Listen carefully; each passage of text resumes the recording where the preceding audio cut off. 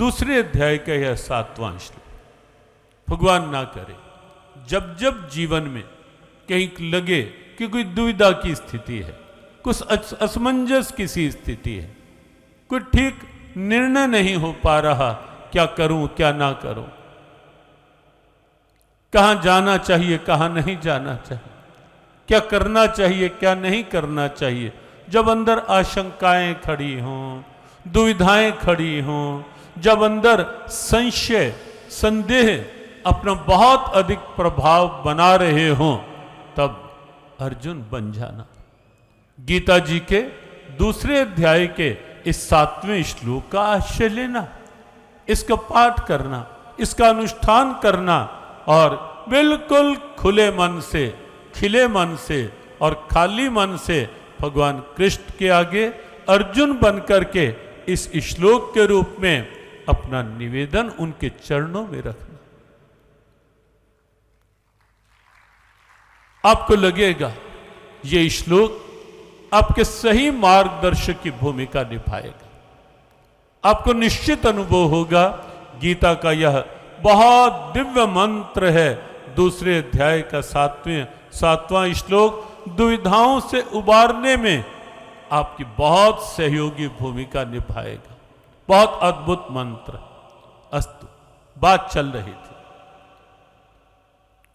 कि अर्जुन को भी तब तक भगवान कृष्ण ने उपदेश देना प्रारंभ नहीं किया जब तक अर्जुन ने स्वयं नहीं स्वीकारा कि कृष्ण मुझे उचित शिक्षा दो, मैं आपकी शरण हूं इस समय। उसके पश्चात जाकर के उपदेश प्रारंभ हुआ। और दुर्योधन, कल कहा था ना कि भगवान दुर्योधन के पास पहुंच गए। वैसे तो उपदेश के लिए शिष्य को गुरु के पास आना चाहिए, भक्त भगवान के पास जाए, लेकिन दुर्योधन के पास तो स्वयं भगवान चलकर पहुंच गए थे और जाकर दुर्योधन को समझाने का प्रयास किया था। दुर्योधन से बहुत आग्रह किया था कि दुर्योधन किसी तरह मान जा, आधा राज्य नहीं तो केवल 5 गांव दे दे दुर्योधन, 5 पांडवों को युद्ध का विचार त्याग दे। लेकिन दुर्योधन नहीं माना। अब आप सोचें उपदेश कहां काम करेगा। स्वयं भगवान समझा रहे हैं लेकिन नहीं दुर्योधन मान। तो दुर्योधनी सोच, उससे बचना है जीवन, उससे ऊपर उठना है जीवन। और दुर्योधनी सोच वह सोच है जो अपार सेना होते हुए भी कहीं ना कहीं अंदर की सिकुड़ी हुई स्थिति तक सीमित रख देती है अपने को। कई बार एक बात आती है कि कौरवों का सैन्य बल अधिक,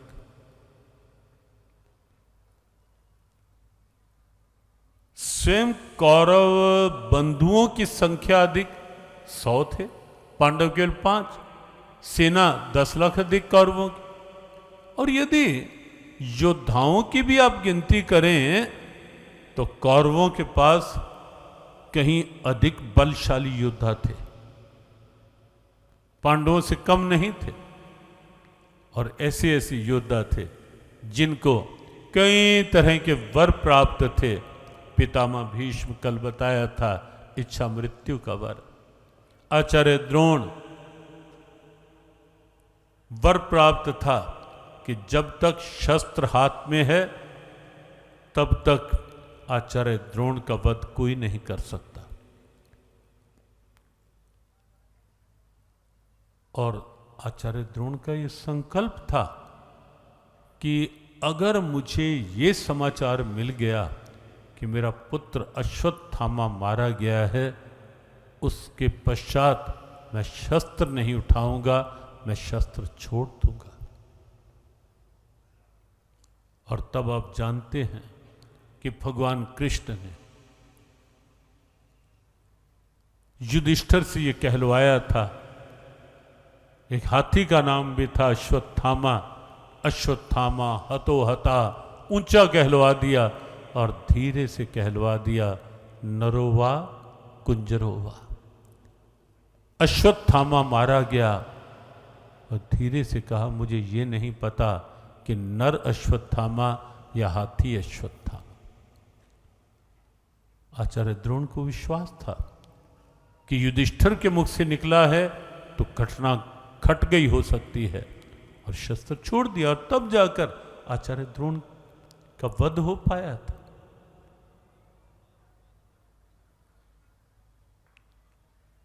कर्ण के पास अमोघ शक्ति थी, और ऐसे बहुत सी स्थितियां, लेकिन तो भी विजय पांडवों की हुई युद्ध में, कौरवों की नहीं। उसके दो मुख्य कारण थे। हां, वैचारिक विश्लेषण करने लगे तो कई और कारण भी सामने आएंगे, लेकिन मुख्य दो कारण थे। एक कारण तो ये कि कौरव संख्या में अधिक थे, क्वांटिटी थी, लेकिन क्वालिटी कोई नहीं थी। संगठन नहीं था, अनुशासन नहीं था, आपस का सद्भाव नहीं था, एक दूसरे की बात पर विश्वास नहीं था, कोई बड़ा छोटा नहीं था।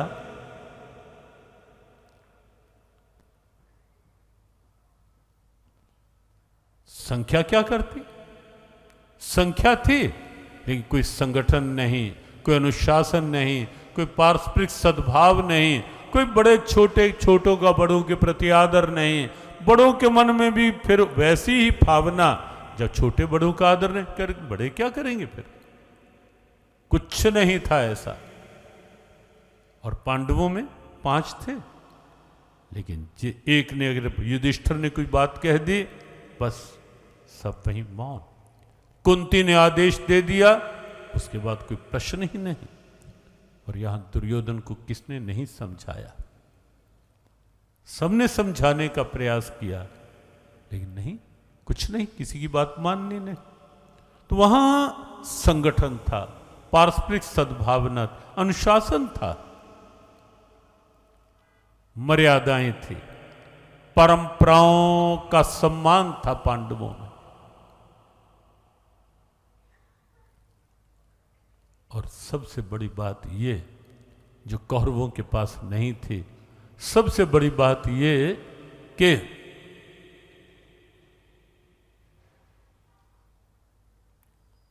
पांडवों के पक्ष में स्वयं भगवान गोविंद थे। ये सबसे बड़ी बात थी।